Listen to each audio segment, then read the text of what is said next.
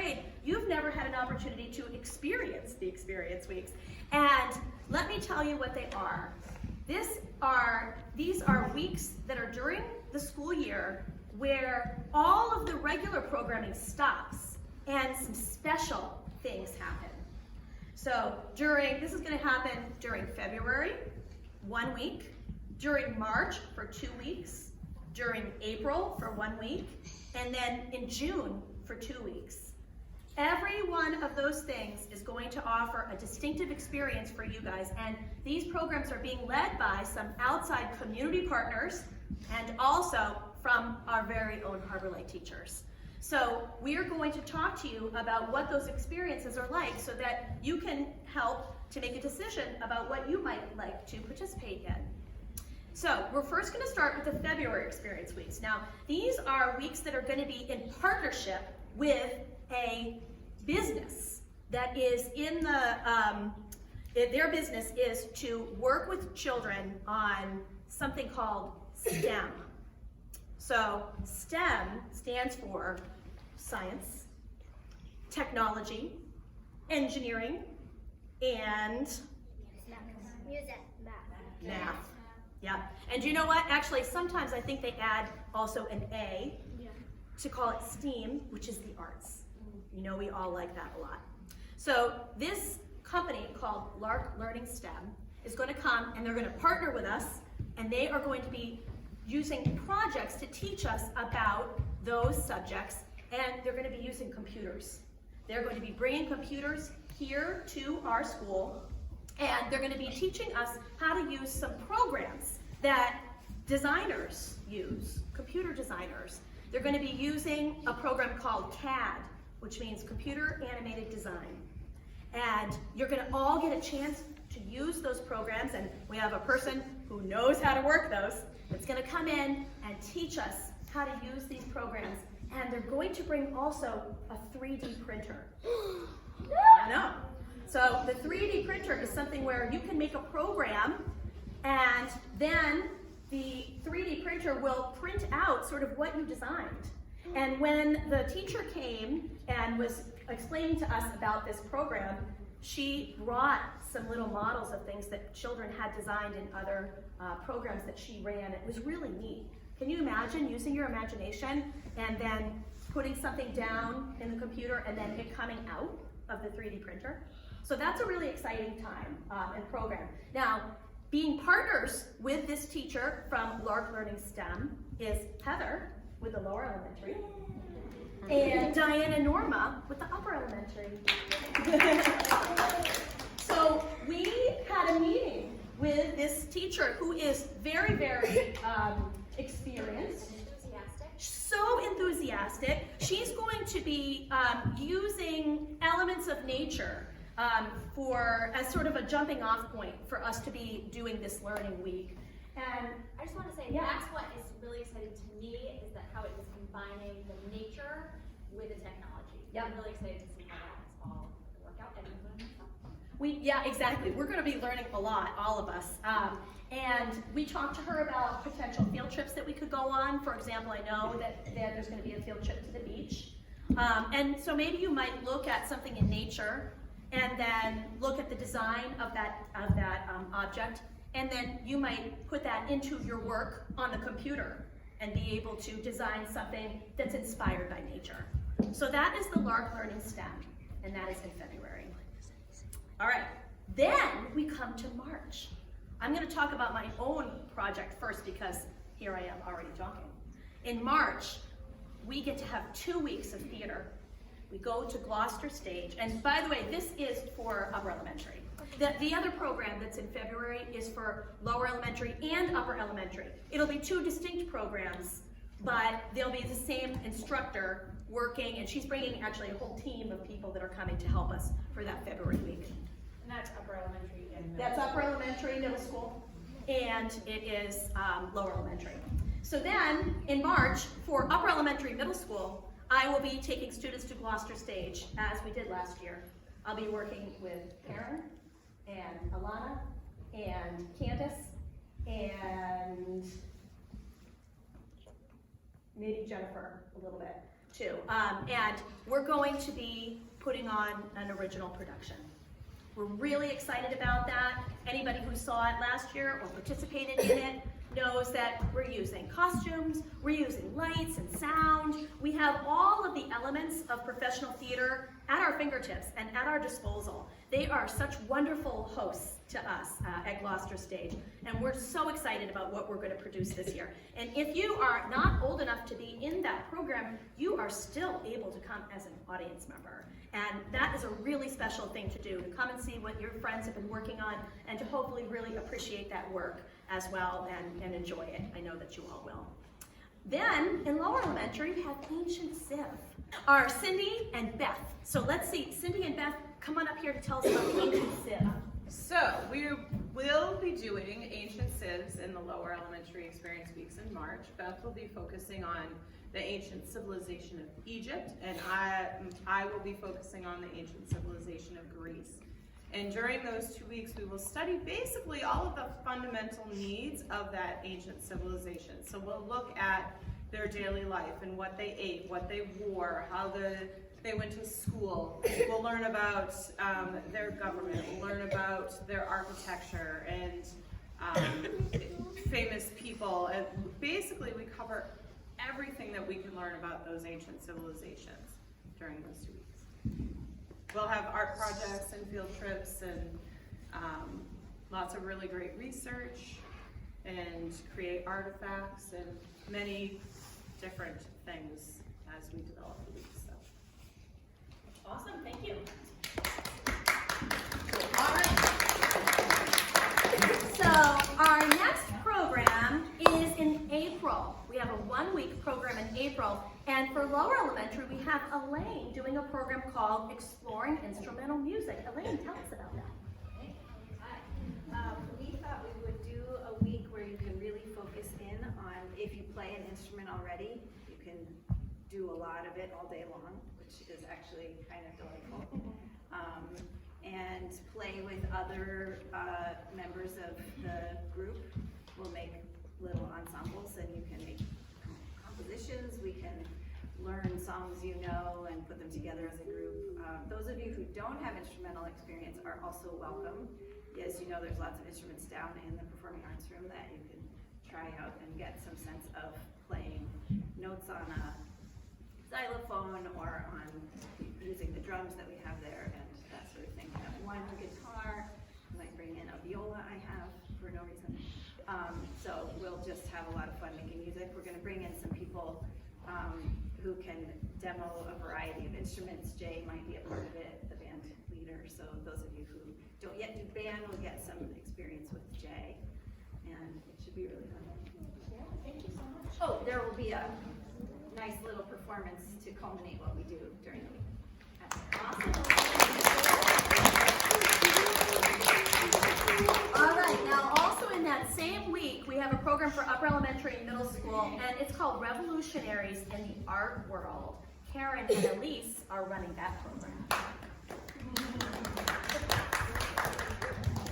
Hello. So this is for our group kids. We're going to be running a whole week sort of learning about and investigating different revolutionaries in the art world. So a revolutionary is somebody who makes change and takes part in change. So we're going to look at a bunch of different artists from all over the world, a lot of women artists, and we're going to go on a few field trips around Boston and the North Shore. So we'll be covering these people, and Elise is going to talk about the kind of art they were doing, the techniques they're doing, the materials they're using for the art. And then I'm going to talk to you about the time period they were living in and their actual history and what it meant to be an artist at that time. What kind of life did they lead? Did they have a family? You know, that kind of putting it in the culture. And so over the course of the week, you're going to have a number of small projects that combine the cultural kind of research with making your own art in their styles. Kind of like a copycat project. Pastiche. Mm-hmm. And yeah, field trips to museums, we're excited about that, and then work downstairs in the art room.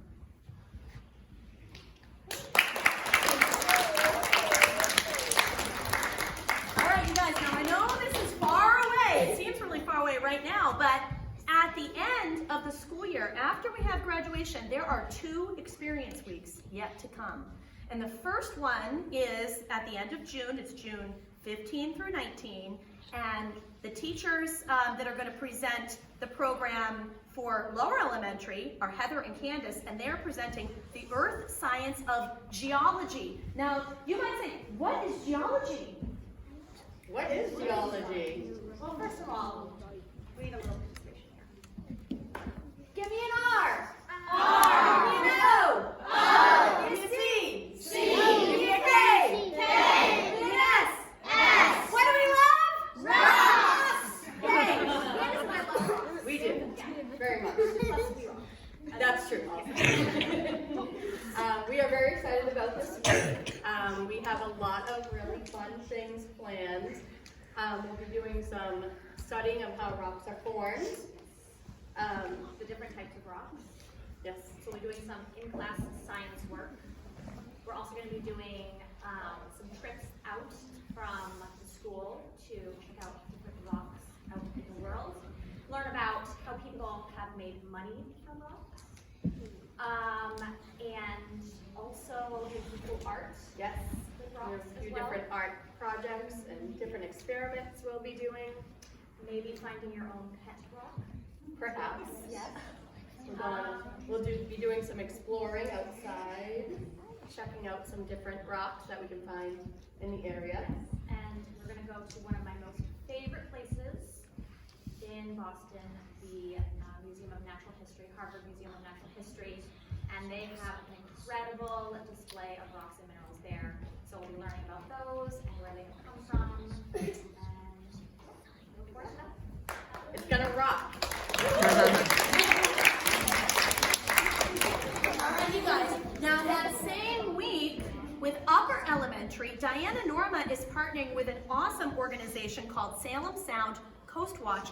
Her program is called At the Water's Edge. Diana Norma, I was learning about eco-poetics, eco-art, and coastal ecology. Can you tell us a little bit about that? Yes. So some of you may know Emily Flaherty from Salem Sound Coast Watch. She has done a couple of programs here at the school, and I know she will be teaching part-time in the science lab this year, so I get to meet her. She's really nice, and I'm excited to work with her again. So when I say coastal ecology, where do you think that might be coastal? Near the water. Yes. So for part of the week, we'll be visiting the coast. So we'll go to the tide pools, at Lynch Park. We'll visit a great salt marsh. We will go up to Plum Island, and we will transplant eelgrass. And we'll also really observe how animals adapt to different areas. How do animals survive in a harsh environment like a salt marsh? It's really hard to survive in that salty water. How do animals adapt in the tide pool? So we'll look at animals, and then we'll also think about how we can protect the animals that are there. How can we save them? Because have humans impacted the environment here? Are there a lot of human beings here? Yes. So we'll also look at how human beings have impacted all of these coastal areas. But the tie-in there is also with art. So we will think about how we can spread a strong ecological message through poetry and art. So eco-poetry and eco-art is about ecological awareness. And how can we use art? We will collaborate with the local artists as well. We'll have our little watercolors kit. And we will write poetry related to taking care of the environment and environmental stewardship, which is like what human beings can do to protect and to save the environment. Does that make sense? So it's ecology and art together. So that'll be in June. I'm really excited. And that's for upper elementary.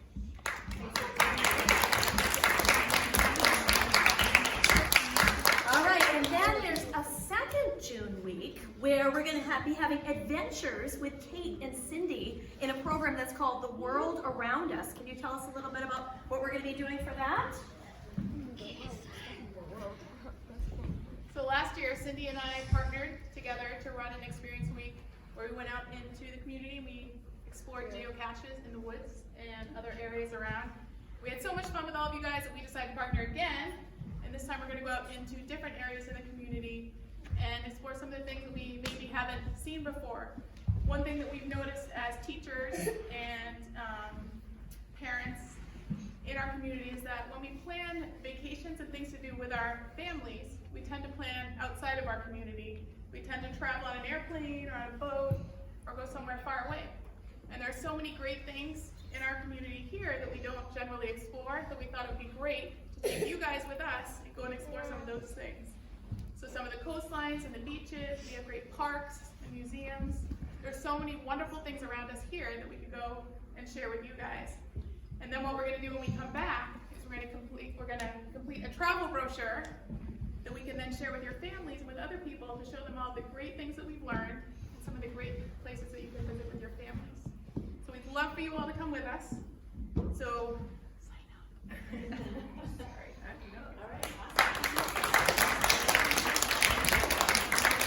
All right, and so then that same week for upper elementary and middle school, we have Brian, who's going to be doing a program called Mapping Our Backyard. That's it? That's it stops? Can you tell me some of the different kind of maps that we use? Okay, so like a map of a road, like a road map? What else? Yeah, they could hang up. What else?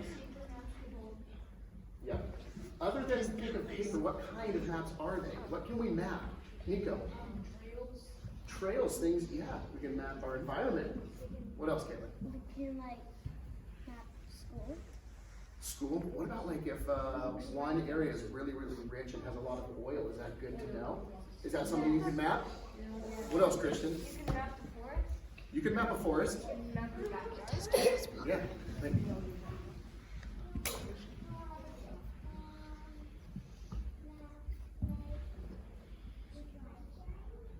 Yeah.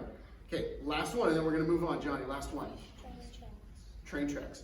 So there are a lot of different kind of maps, and we're going to focus on two different main maps for our culminating projects. We're going to focus on street maps, where we're going to be using MapDiv through Google. It's a map-making software system where we're going to be mapping parts of downtown. Each student will be given a quadrant where they're to map, and then at the end we'll go up to the skywalk and we'll look at that from the skywalk, and you can look at your mapped area and teach us about that area. We're also going to be really diving into topographical maps, where we look at relief lines, elevation levels, where we go on hikes, looking at the coastline, and looking at elevation and how do we map that, culminating in a 3D group project of an area, hopefully maybe like Cape Ann down to Boston maybe, of creating one as a group. So that's what we're going to be doing. A lot of going out, a lot of hiking, a lot of bringing notepads with us while we go on different adventures and learning about your specific areas. Thank you. Oh, grades 4 through 8.